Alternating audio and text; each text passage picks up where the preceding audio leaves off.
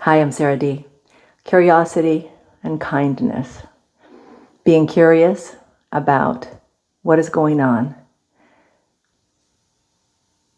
and why it's okay that it's going on. And being kind to yourself if you're not able to answer that question as to why it's okay or what you can learn from it. Or perhaps the question, curiosity, the question, what do I need? I'm feeling this way.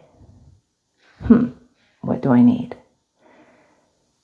When we look at another person, when we're driving and we're being tailgated, and it happens frequently, and there are times it happens that it is so difficult. And for some reason, it's very bothersome. And we can be very upset with the person behind us. And we may use our magical words, hoping that they will hear and somehow stop being such a problem. Now, they may be very rude in their driving, perhaps. We don't know what's on their mind. We don't know what's causing them to drive in this way that is we are perceiving as being very rude and bothersome. But if we're curious, we might even remember times when we've done the same thing. And then there's other people we see, and they just rub us wrong. The tone of their voice, or whatever. Sometimes voices are they can be very grating. And sometimes I'll listen to my post and I'll think, oh man, my voice grates on me. And there are so many things that we can be bothered about.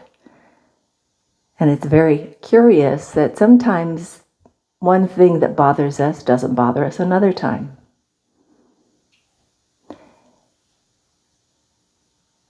A long time ago, my sister shared HALT, halt. Are you hungry?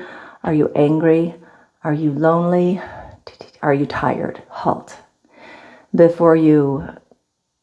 She was talking to somebody who was trying to stop engaging in behavior they didn't want to behave in. And she said, well, maybe you're hungry, angry, lonely, tired. And if what you are feeling is any of those, maybe if you'll take care of those first, then you won't move to this other behavior. And it was useful for them, and they shared it in a 12-step group they were in, and I guess 12-step groups use that now. So that's pretty cool, Priscilla. The way we perceive the world and the way we share what we understand in the world with others makes the world better or more difficult. So when we look at somebody, or we're upset about the car tailgating us, or we're listening to somebody's voice, or we're seeing the way they're dressed, and the way they're trying to be whatever it is that bugs us, it's not them, it's us.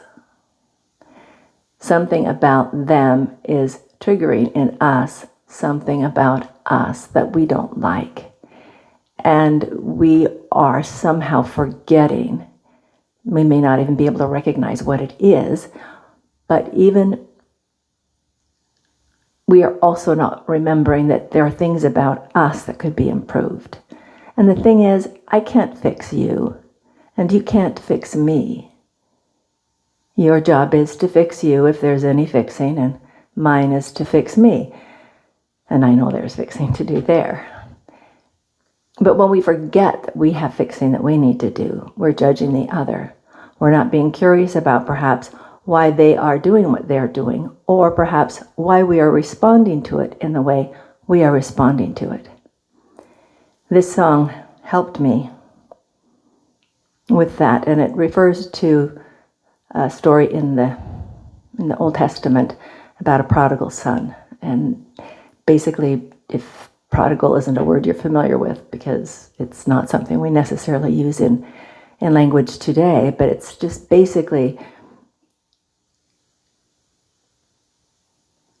to be doing something that is not ideal for the system that is in place, for the rules, for the mores, something that's, anyway, the son went out and he wasted everything. And anyway, prodigal is just being used basically in that way in this song, is that everyone, if we're curious enough, will realize that we are prodigal. We all do something that is not perfect.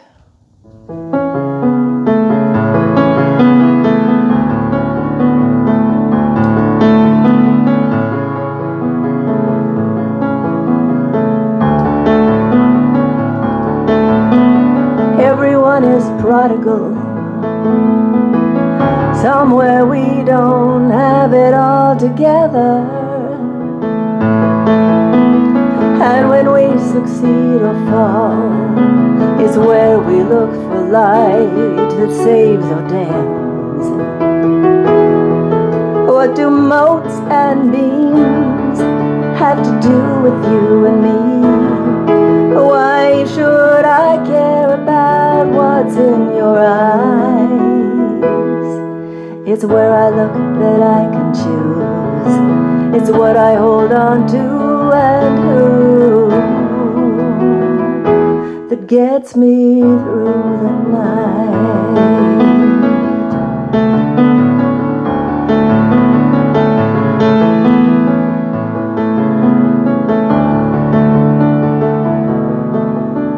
Everyone is prodigal. Somewhere we don't have it all together. And when we succeed or fall, it's where we look for light that saves or damns. What do moats and beams have to do with you and me? Why should you care about what's in my eyes? It's where you look that you can choose. It's what you hold on to and who that gets you through the night.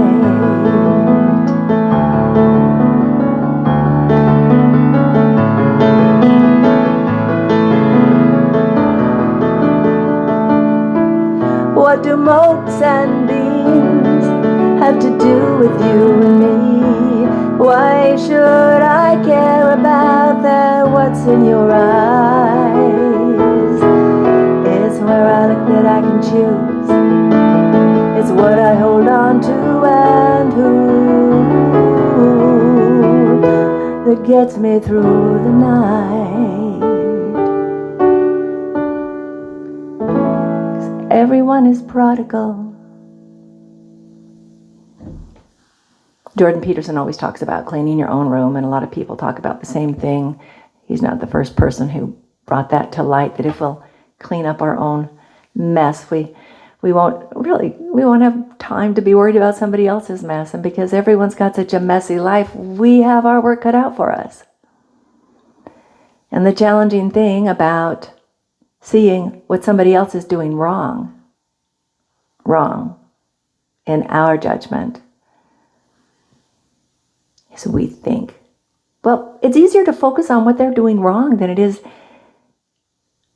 on what we need to make adjustments in. Because that's easier than, what can I do here? Oh, that's actually really uncomfortable to be trying to work on that part because, well, I'm really comfortable in that uncomfortable place.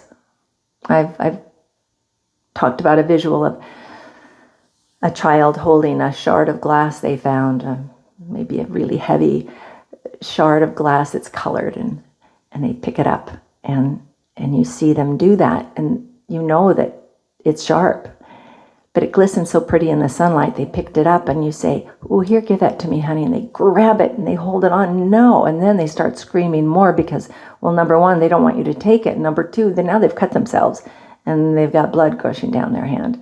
But they're not going to let it go because, well, we all want to have choice in our life. And even if the choices we are making hurt us,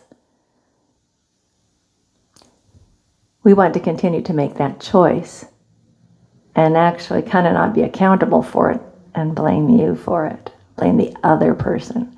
Well, it's their fault. If they wouldn't speak that way, if they wouldn't dress that way, if they wouldn't tailgate me like that, if my boss would just give me some space so I could breathe,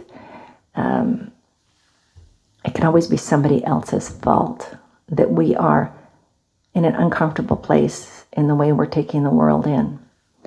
And to be curious about what we're taking in and why we're taking it in that way, and be kind about it to ourselves and to others, it's a good place to start.